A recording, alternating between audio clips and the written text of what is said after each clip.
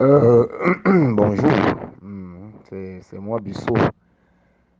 Ma position ou mes positions sont constantes. Je n'accuse personne au Sud. Ce n'est même pas nécessaire.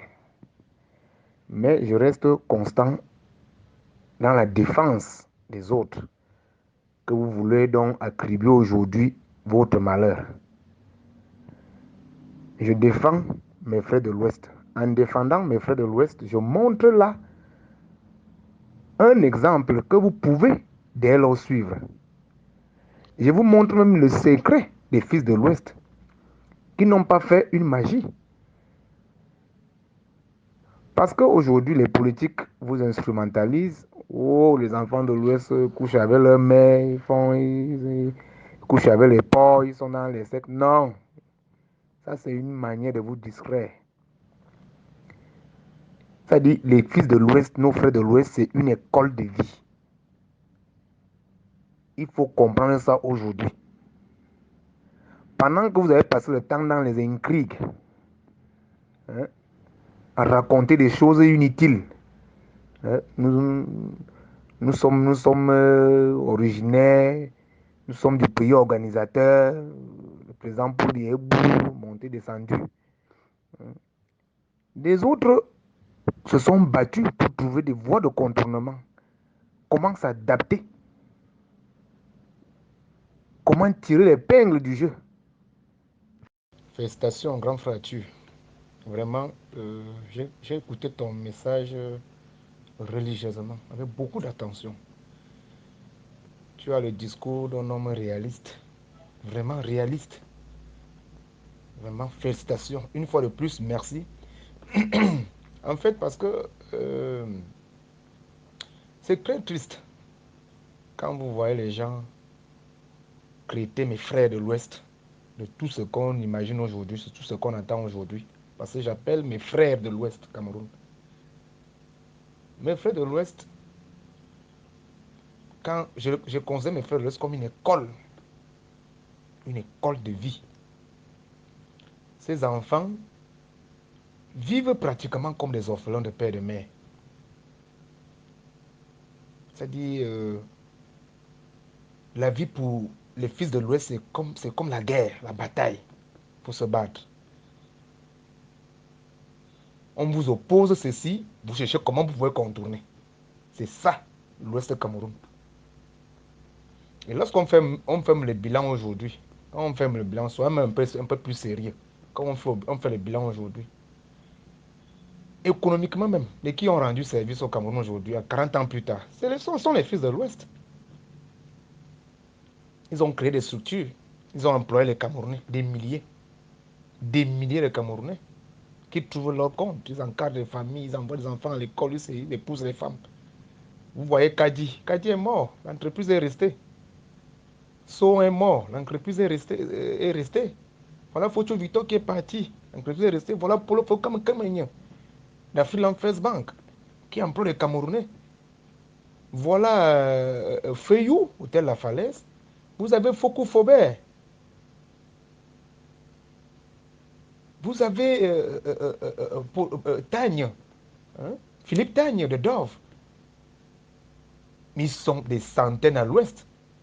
J'aimerais voir un fils du sud au nom d'Abosolo, Umvondo, ou Evina, qui a une entreprise d'envergure comme Ngushinge de Congélecam, qui a une entreprise d'envergure comme, c'est pas qui là, comme Feyou, Hôtel La Falaise, hein, ou bien Moncam, espèce signonne. J'aimerais voir Nabosolo qui a fait ça. Mais l'histoire au Cameroun retient de nous, les prévaricateurs, les gens qui ont pillé la fortune publique sous la couverture du renouveau. Mais bon, même si on a pillé, on a même fait quoi de ça? Rien du tout. Qu'est-ce qu'on a fait de ça? Mais pour justifier cette bêtise, ils vont vous dire, oh, les fils de l'Ouest, sont dans les pratiques. Au lieu de questionner, au lieu de se poser la question, que comment les enfants de l'Ouest font?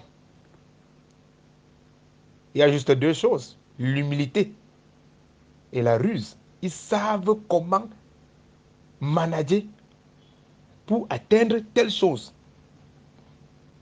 Voilà. C'est ça qu'on appelle la dynamique Ouest Cameroun. La capacité de s'adapter en fonction du contexte. Comme nous sommes dans un contexte de malgouvernance, on fait donc comment? On ne mérite plus au Cameroun. Qu'est-ce qu'on va donc faire pour s'en sortir? C'est ça, l'Ouest Cameroun. Ah oui, le jour qu'on lance les NAM, il se bat. Bien qu'étant brillant, on a lancé les NAM. Comme il ne peut pas réussir les NAM, il va se battre. Entrer. L'ennemi arrive, il se bat. Le compte normal arrive, il se bat. Il va se battre. Le jour qu'on dit que on a lancé le budget de l'État, les marchés publics sont dehors, il se bat. Hein?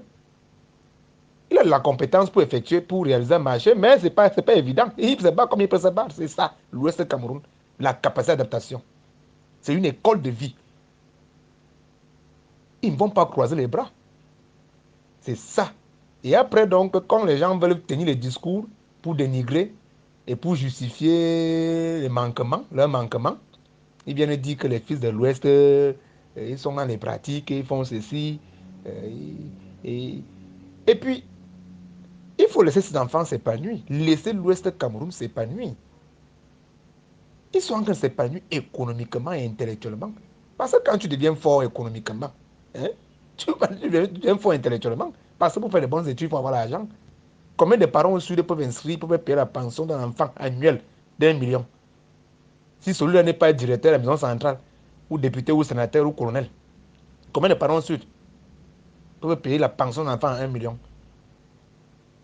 Ah oui, l'Ouest, les enfants de l'Ouest le font. Donc, laissez l'Ouest tranquille. Ils sont en train de s'épanouir économiquement et intellectuellement. Et aujourd'hui, les gens utilisent les gens procèdent par certaines méthodes pour que le Cameroun tout entier se retrouve en train de détester les fils de l'Ouest où ils veulent le pouvoir suprême, ils veulent le pouvoir à tout prix, ils veulent mettre le Cameroun à sang. Non, ça c'est l'épanouissement, ils sont en train de s'épanouir. Hein. Ils ont fait des avancées considérables économiquement et intellectuellement ces derniers 40 ans. Il n'y a pas de magie à ça. Il faut juste donc chercher à comprendre comment les enfants de l'Ouest ont fait. Que des discrets, les pauvres, les masses pauvres du sud de Cameroun, hein, des œuvrés, il faut que des discrets, les gens inutilement. Ils vont venir vous dire que ce sont les enfants du Sud qui sont derrière les congés camps, qui sont derrière les investissements des fils de l'Ouest. Ce sont les enfants du Sud qui sont. Vous passez votre temps à vous placer derrière seulement. Placez-vous devant. Qui vous empêche de rester devant? Hein? Tous les gros commentaires à Yaoundé. Oh, il m'a yolo. Je connais tel, je connais tel. Il était en réunion à Mike. Les gens sont en train de réfléchir pour contourner. Hmm? Voir comment tirer épingle du jeu. Vous avez le gros commentaire. Et pour distraire les gens, où ils veulent le pouvoir. Ils peuvent même déjà vouloir, ils méritent même déjà le pouvoir parce que si déjà ils ont les armes pour les conquêtes, et économiquement ils sont forts, intellectuellement ils sont forts. C'est légitime pour chaque Camerounais de vouloir le pouvoir suprême. Hein. Les gros commentaires. Réfléchissez pour trouver des mécanismes, des voies de contournement que de distraire les gens. Ce qui dérange le frère du Sud, c'est la définition de la République. Dans une république, nous sommes appelés à mériter. Nous sommes appelés à mériter dans une république. Ça veut dire que dans une république, on fonctionne avec les valeurs, la compétence, le mérite, l'effort, le travail. Du moment où, depuis 40 ans, le Cameroun a tenu le dos aux vraies valeurs, on a plutôt emprunté des concepts tels que tribalisme, corruption,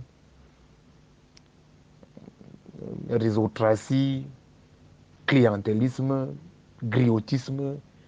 Vous voyez un peu, on a tenu le dos aux vraies valeurs, les vraies valeurs qui ont bâti les nations ailleurs. La compétence, le mérite. Passe donc à ce gramme. Les enfants de l'Ouest se sont réunis pour trouver des moyens, des voies et moyens pour contourner ces mauvaises pratiques. Qu'est-ce qu'il faut donc faire? Ils se sont arrangés à tout payer.